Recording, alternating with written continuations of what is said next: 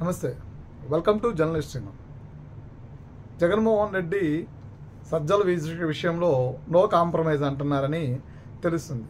ఇంకా తాడేపల్లి ప్యాలెస్లోకి అడుగు పెట్టేటువంటి అవకాశం కూడా లేదు అని తెలుస్తుంది. అంతేకాకుండా సజ్జల రామకృష్ణారెడ్డికి ఇప్పటివరకు ఇచ్చినటువంటి ఏ అర్హతలు అయితే ఉన్నాయో వాటన్నిటినీ ఇమ్మీడియట్గా ముందు ఆయన దగ్గర నుంచి లాగేసుకున్నారని కూడా తెలుస్తోంది. ఎందుకు ఇంత మార్పులు, ఎందుకు ఇంత పరిణామాలు, ఎలాంటి పరిణామాలు హఠాత్తుగా చోటు చేసుకున్నాయంటే ఇప్పటివరకు జరిగినటువంటి డ్యామేజ్ అంతా ఒక ఎత్తు. మొన్న అమరావతి విషయంలో సజ్జలు చేసినటువంటి కామెంట్స్ అన్ని ఇంకో ఎత్తు. సజ్జల ఆ కామెంట్స్ ఎందుకు చేశారు అంటే రీసెంట్గా ఇతనికి అంటే ఈ పరిపాలన జగన్మోహన్ రెడ్డి విధి విధానాలని జనాలు ప్రశ్నిస్తున్నటువంటి విధానాలను చూసిన తర్వాత అంతకుముందు జర్నలిస్ట్గా పనిచేస్తున్నాడు కాబట్టి కొంత అవగాహన వచ్చింది ఆయనకి. కరెక్టే, అమరావతి అనేది ఓ రాష్ట్ర రాజధాని కాకుండా ఇన్ని వేల ఎకరాల భూములు ఉన్నాయి, ఇన్ని కట్టడాలు కడతాము, ఇంత కట్టి దాన్ని అంటే ఎవడో ఇది చెవులో పెట్టిన పొట్టలోకి పాములు చేరినట్టుగా వీళ్ళు కడితే మనం ఇక్కడి నుంచే పరిపాలన చేయొచ్చు, బాగుంటుంది కదా. 3 రాజధానులు అని చెప్పని మనకి తనక మించిన భారం మోసుకుని దాన్ని మొయ్యలేక అది కట్టలేక విమర్శలు ఎదుర్కొనే కన్నా ఉన్న అమరావతి నుంచి చక్కగా పరిపాలన చేస్తే బాగుంటుంది కదా అని జగన్మోహన్ రెడ్డి చెవిలో 1-2 సార్లు ఊదాడు.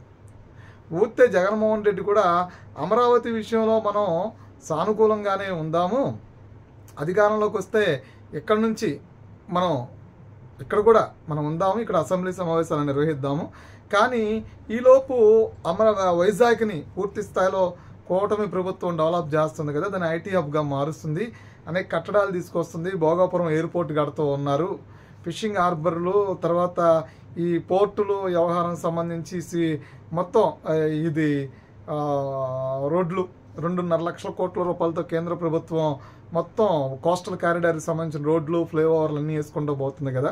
ఈ నేపథ్యంలో మనం విశాఖ నుంచి మనం కట్టుకున్న ప్యాలెస్ నుంచి బటన్లు నొక్కే కార్యక్రమం కానీ పరిపాలన అంతా కూడా అక్కడి నుంచి చేద్దాము, ఇక్కడ విజయవాడ అంటే చాలా దగ్గర అయిపోయింది కాబట్టి ఇక్కడ నుంచి వద్దు అని చెప్పారు. అది ఓకే, అమరావతిని ఉంచుదామని చెప్పని ఆ మాట మాత్రమే మాట్లాడి అమరావతి విషయంలో మేము పాజిటివ్నే అని మాట్లాడి వ్యవహారం అంతా కూడా వేరే ఉంది, మనం అక్కడి నుంచి నడుపుదాము.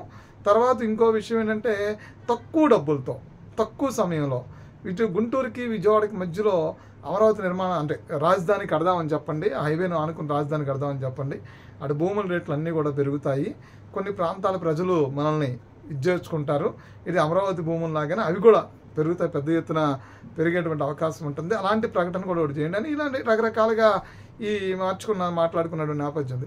కానీ ఇతనికి ఉన్నటువంటి ఆలోచనలు ఏంటంటే అమరావతి విషయంలో పాజిటివ్గా ఉంటేనే పార్టీకి మంచిది అని ఏం చేశా అంటే మేము గెలిస్తే అమరావతి నుంచే పరిపాలన చేస్తామని పాపం చెప్పకనే చెప్పేసినటువంటి పరిస్థితి ఉంది.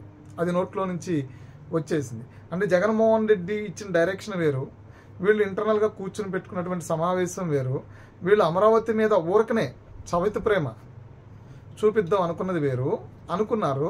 కానీ అమరావతి అంటే ఇంత పెద్ద భూములు, ఇన్ని బిల్డింగులు, ఇంత కట్టిన తర్వాత మనం శుభ్రంగా ఏదో ఈ చెవులో పెట్టిన పొట్టలో పాములు దూరినట్టు మనం దూరదాము అని జగన్మోహన్ రెడ్డి చెవిలో చెప్పింది వేరు, కానీ ఇదంతా జరుగుతున్నది వేరు. కానీ నాటకీయ పరిణామాల మధ్య ఏం చేశారంటే వాస్తవాలని ఒప్పేసుకున్నారు.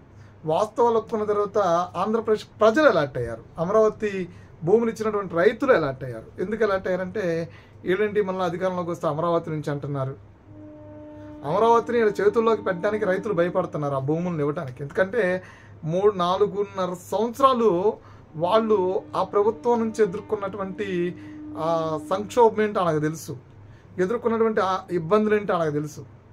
వాళ్ళ ఇళ్లలో పండగలు కూడా చేసుకోలేదు, అమరావతి మహిళలు వాళ్ళ ఇళ్ళలో పండగలు కూడా చేసుకోవాలి, ఎంతసేపు ఆ శిబిరాల్లో పడిపోయే పాపం కూర్చున్నారు. మరి కొత్త బట్టలు కొనుక్కోవడాలు కానీ పండగలు చేసుకోవడాలు లేవు, ఎంతసేపు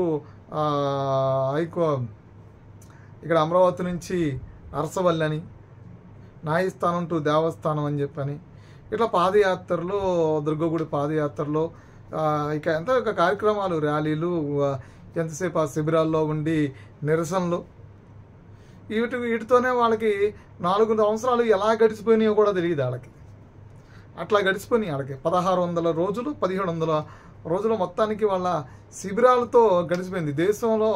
మన దేశంలోనే కాదు, ప్రపంచంలోనే అన్ని రోజులు నిర్విరామంగా జరిగినటువంటి ఏదైనా ఉద్యమం ఒకటి ఉంది.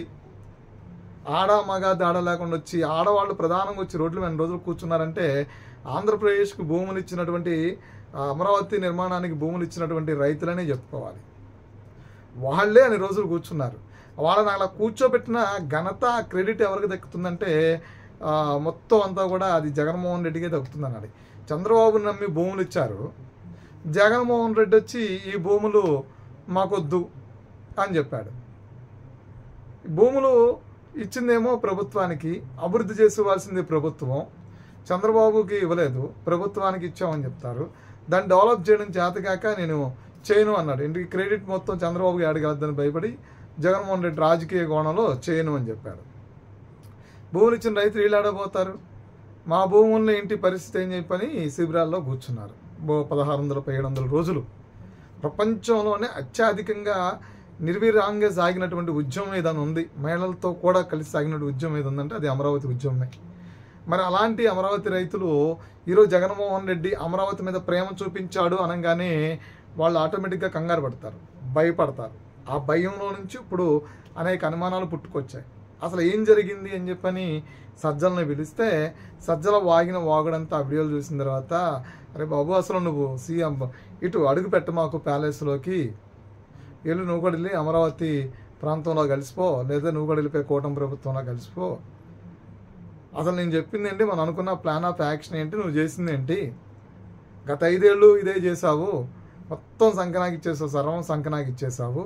పోనీలే ఇంకా నువ్వేదో కొద్దిగా కేసుల బోసుల్లో ఉన్నావు, కాసంత అనుకోగా ఉంటావు, నోరు దగ్గర పెట్టుకుంటావంటే ఆ కేసుల్లో ఉండడం వల్లే రాష్ట్రంలో నేను కూడా అందరినీ సమానంగా చూడాలని డిసైడ్ అయ్యాను. నీకులా చూస్తే జైల్లో పోతానని.